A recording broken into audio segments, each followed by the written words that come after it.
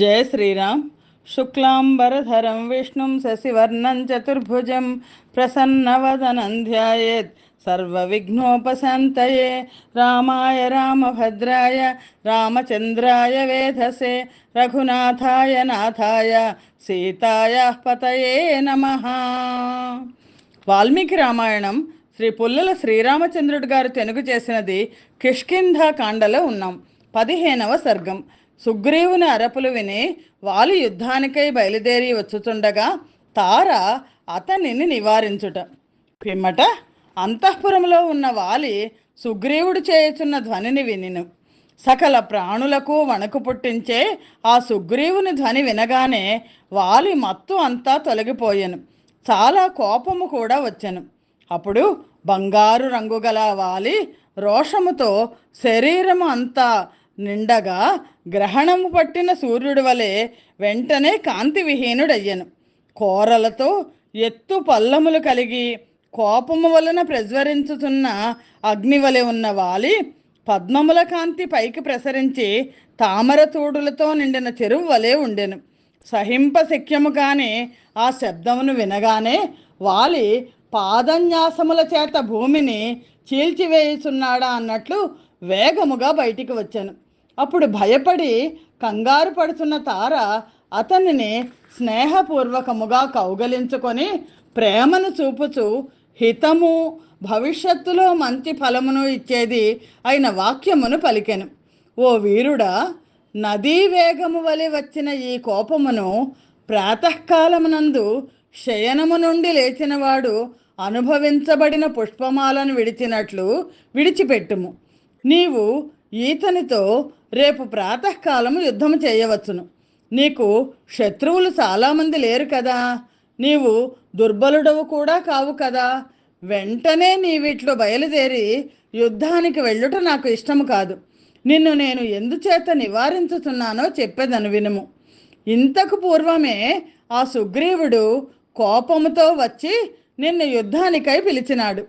నీవు బయటకు వెళ్ళి అతన్ని కొట్టి ఓడించగా దిక్కులు పట్టి పారిపోయినాడు. నీవు విశేషించి ఓడించి పీడించిన తర్వాత కూడా అతను మరల ఇక్కడికి వచ్చి నిన్ను యుద్ధానికి పిలుచుటక నా మనస్సులో ఏదో శంకను కలిగిస్తోంది. గట్టిగా గర్జించుతున్న ఆ సుగ్రీవుని దర్పము, నిశ్చితమైన ప్రయత్నము, అతని ధ్వనిలోని తీవ్రత్వము, వీటన్నిటికీ ఏదో ఒక గొప్ప కారణము ఉండవలెను. ఈ సుగ్రీవుడు ఎవరో సహాయం లేకుండా వచ్చినవాడు కాదు. ఇక్కడికి ఎవరో సహాయం చేసేవారు లేకుండా వచ్చినాడని నేను అనుకున్నాను. అతనికి ఎవ్వరో ప్రబలుడైన సహాయం చేసేవారు ఉన్నారు. అతని ఆశ్రయం ఉండుట చేతనే ఇతడు ఈ విధముగా గర్జించుతున్నాడు. సుగ్రీవుడు సహజముగానే మంచి నేర్పరి, బుద్ధి కలవాడు.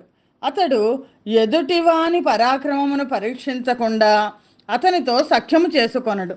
కుమారుడైన అంగదుడు పూర్వమే నాకు చెప్పి ఉన్నాడు. హితమైన ఆ వచనమును ఇప్పుడు చెప్పుతున్నాను. కుమారుడైన అంగదుడు అరణ్యము సరిహద్దులకు వెళ్ళి వచ్చినాడు. అతడు ఒక వార్త చెప్పినాడు. అతనికి ఈ వార్తను గూఢచారులు చెప్పినారట. ఇక్ష్వాకు వంశంలో పుట్టినవారు అయోధ్యాధిపతి అయిన దశరథుని కుమారులు శూరులు.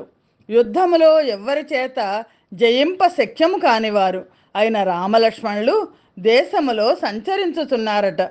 ఎదిరింప శక్యము కాని వారిద్దరూ సుగ్రీవునకు ఇష్టమైన కోరికను తీర్చుటకై అక్కడికి వచ్చినారట. శ్రీరాముడు యుద్ధము చేయుటలో ప్రసిద్ధి చెందినవాడు. విజృంభించిన ప్రళయ కాలాగ్ని వలె శత్రు సైన్యములను నశింపచేయువాడు. అట్టి శ్రీరాముడు నీ సోదరునకు సహాయకుడైనాడు.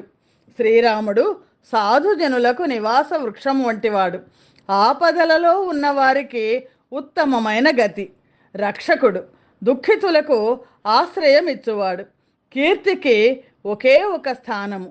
శ్రీరాముడు లౌకిక జ్ఞానము, శాస్త్రజ్ఞానము కలవాడు.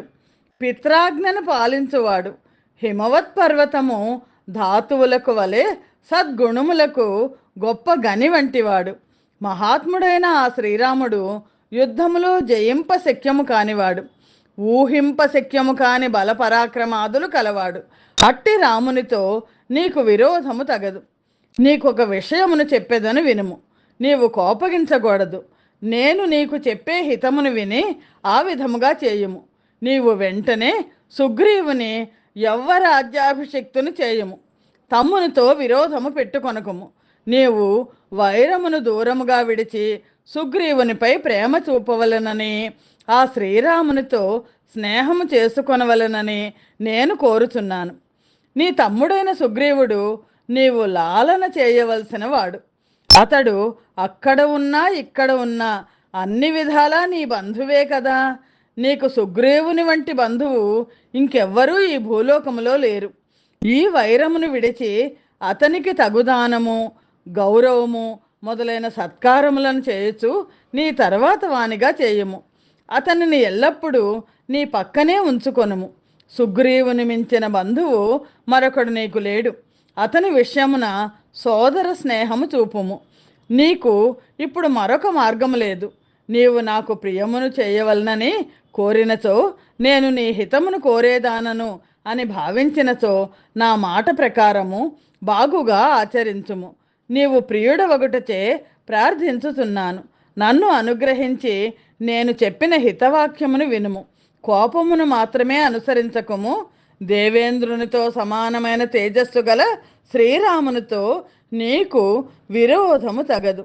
అప్పుడు తార పలికిన మాటలు లాభకరములు, మంచిని చేయునవి అయినను వినాశకాలము దాపురించుటచే వాలికి ఆ మాటలు ఇష్టము కాలేదు. శ్రీమద్ రామాయణం నందలి కిష్కింధకాండ 15వ సర్గము సమాప్తము.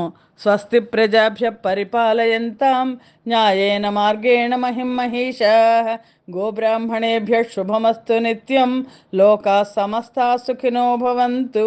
సర్వం శ్రీరామార్పణమస్తు. జయ శ్రీరామ్.